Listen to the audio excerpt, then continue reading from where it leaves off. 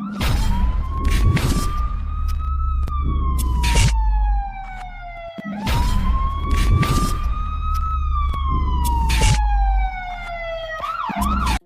हर कोई online social media पर friend बनाता है और उनके साथ घंटों तक चैटिंग और कॉल चलती रहती है।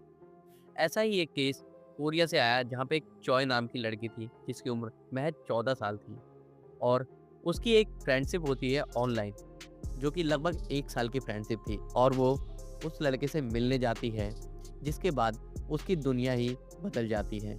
उस दिन के बाद से वो लड़की कहीं मुंह दिखाने लायक नहीं रहती। यहाँ तक कि उसके साथ जो होता है वो किसी बच्चे के साथ ना हो, हमारी यही भगवान से प्रार्थना रहती है। चलिए बढ़ते हैं केस की तरफ, लेकिन उससे पहले अगर आपको हमारी मेहनत पसंद आती है तो चैनल को सब्सक्राइब जरूर कर लें। चलिए बढ़ते हैं क्राइम की तरफ। दरअसल बात है कोरिया की। सन शहर है जिसमें एक लड़की रहती थी चॉय, जिसकी उम्र महज 14 साल थी। उसकी 2003 में एक लड़के से दोस्ती होती है जिसका नाम था पार्क, जो कि मिरयोंग सिटी में रहा करता था। इनकी दोस्ती लगभग 1 साल हो चुकी थी।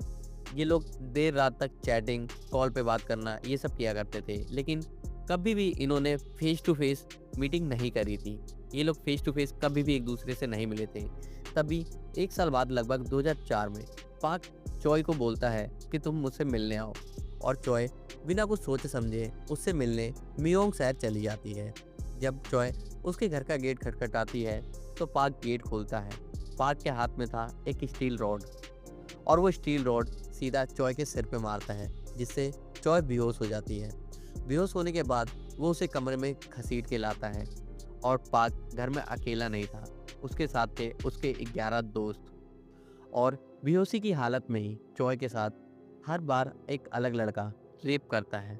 बारी बारी से 12 के 12 लड़के चॉय के साथ ये हरकत करते हैं, और यही नहीं, वो रेप करते टाइम उसकी वीडियो भी बनाते हैं ताकि वो फ्यूचर में उसे ब्लैकमेल कर सके। चॉय जो कि सिर्फ 14 साल की बच्ची थी, जब उसे होश आता है तो उसे घर भेज देते हैं। लेकिन चॉय अब घर पे भी आके क्या बताती कि उसके साथ क्या हुआ है। और जो उसके घर का माहौल था वो ऑलरेडी बिगड़ा हुआ था, बिकॉज जो चॉय के घर वाले थे, जो उसके मम्मी पापा थे, उसके मम्मी पापा में अक्सर लड़ाई हुआ करती थी क्योंकि उसके जो फादर थे वो अल्कोहल एडिक्ट थे और डेली घर पे लड़ाई झगड़ा किया करते थे, जिसके कारण एक दिन चॉय की माँ उसके पापा को छोड़ के जा चुकी थी। अब चॉय सिर्फ अपने फादर के साथ रहती थी, और जो उसके फादर थे वो डेली पी के आने के बाद चॉय के साथ भी फिजिकल वायलेंस किया करते थे, जिससे चॉय ऑलरेडी अपने घर में डिस्टर्ब रहती थी। जिसके बाद उसको सिर्फ एक पार्क का सहारा था, और पार्क ने भी उसके साथ ऐसा किया था कि अब वो किसी से कुछ भी बोल नहीं सकती थी। उसका दुनिया से भरोसा उठ गया था। और अब खेल शुरू होता है चॉय की ज़िंदगी के साथ। अब जो वो लड़के थे जिन्होंने वीडियोस बना रखी थी, अब वो चॉय को ब्लैकमेल करना चालू करते हैं, उससे पैसे मांगते हैं और उससे बार बार अपने पास बुलाते हैं, और उसके साथ फिर से वही रेप और वीडियोस का काम चालू रहता है, जिससे चॉय बहुत ही ज़्यादा परेशान हो जाती है। उन लड़कों की डिमांड इतनी बढ़ जाती है कि वो उसके साथ पब्लिक वॉशरूम लीक करने तक की बात करते हैं।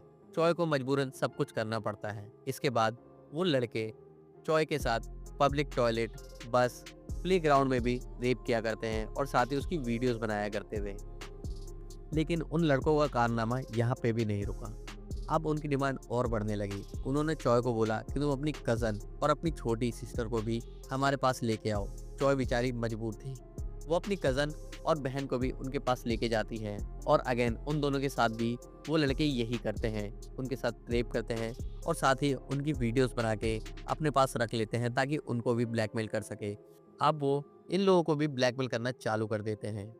इन सब से चॉय बहुत ही ज़्यादा परेशान हो जाती है, और अब वो ये सब चीज़ बर्दाश्त नहीं कर पाती क्योंकि एक 14 साल की लड़की कितना ही बर्दाश्त करेगी। स्लीपिंग पिल्स खा के अपनी जान लेने की कोशिश करती है। अनफॉर्चुनेटली उसको पिल्स खाते हुए देख लिया जाता है और उसे हॉस्पिटल लेके जाया जाता है। जब हॉस्पिटल में उसका इलाज चल रहा था तब डॉक्टर देखता है कि उसके शरीर पे काफ़ी जख्म के निशान है, जिसके बाद उसको एक मेडिकल रिपोर्ट बनवाने के लिए कहा जाता है।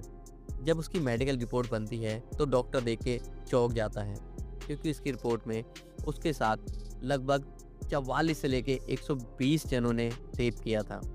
जिसके बाद ये रिपोर्ट उसकी एक आंटी को बताया जाता है। 25 नवंबर 2004 को पुलिस में कंप्लेंट करती है। जब पुलिस में कंप्लेंट होती है पुलिस इन्वेस्टिगेशन करती है। इन्वेस्टिगेशन के दौरान उल्टा चॉय से ही उल्टे सीधे सवाल पूछे जाते हैं। क्या तुम सेटिस्फाइड नहीं थी? क्या तुम्हारी कोई रजामंदी नहीं थी? क्या उन्होंने बिना रजामंदी के तुम्हारे साथ ऐसा किया? तुम जैसों की वजह से हमारे जो मियोंग शहर है इसका नाम खराब हो रहा है। इन सब सवालों का जवाब देते देते चॉय और ज़्यादा परेशान हो गई। उसने एक फीमेल पुलिस की मांग की, लेकिन उसे फीमेल पुलिस प्रोवाइड नहीं की गई।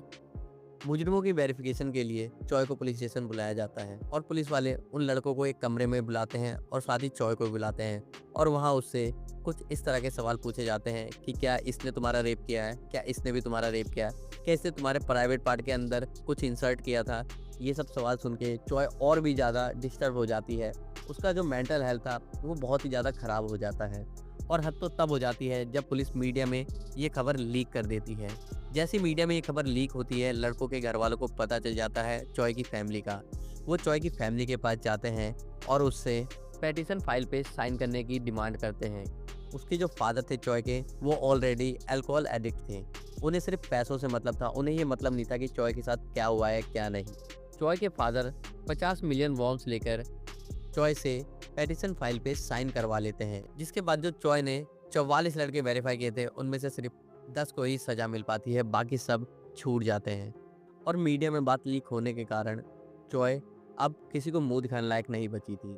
उसके बाद भी जो 50 मिलियन वॉन्स थे उनमें से एक भी पैसा चॉय के एजुकेशन या लाइफस्टाइल चेंज करने पे खर्च नहीं किया जाता, बल्कि जो उसके फादर थे वो सब अल्कोहल पे उड़ा देते हैं।